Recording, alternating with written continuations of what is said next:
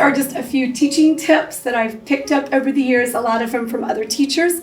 One of my favorites is to put all the students' names on these little cards, and that way nobody gets left out.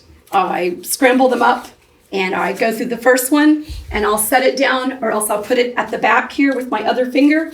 And then once I've gone through all of them and they all have to answer, and if a student doesn't answer, they don't answer correctly, I'll just stick it back in there, and that gives them another chance to answer correctly. And then when I'm done, and I do this so they know that I'm doing it and they watch me do it, I tell them, okay, we're going to shuffle the cards again. And I shuffle them all up so they know that I'm going to call on them to read or answer a question, and they know they might be the next one because they can never figure out the order. So this is one of my very favorite things to do because it causes every student in the room to be focused, to be paying attention, and to know I might be next.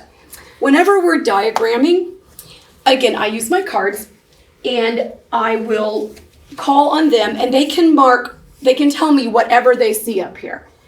For instance, one of them might say, I see a preposition, okay, with. So what's the prepositional phrase? Well, I'm not sure. Well, what's the next one? What do you see? Well, I see a subject and a verb. Okay, what is it? I agree. We'll mark it. I agree.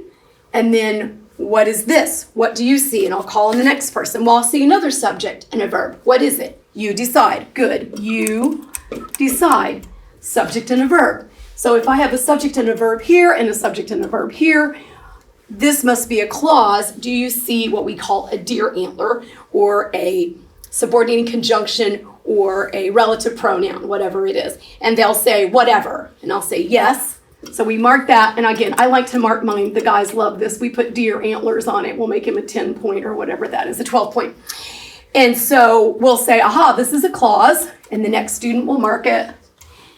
And then we go to diagram it. And we've already done all the hard work. We don't have to see that and then go back and forth and mark it and get all confused. This really helps, especially some of the guys that seem to want to crisscross everything and get all confused. So we'll mark it.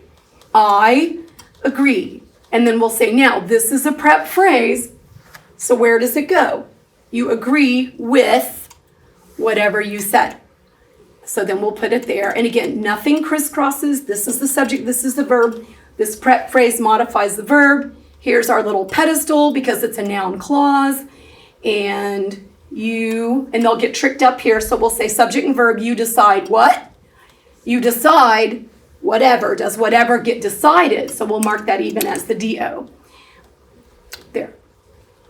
And that way everything is neatly marked. They just have to bring it down. And it makes it much less confusing, rather than trying to look at it and write it down here. I always tell them it takes 5 seconds or something. Just mark it up there. All the hard work's done. There you go.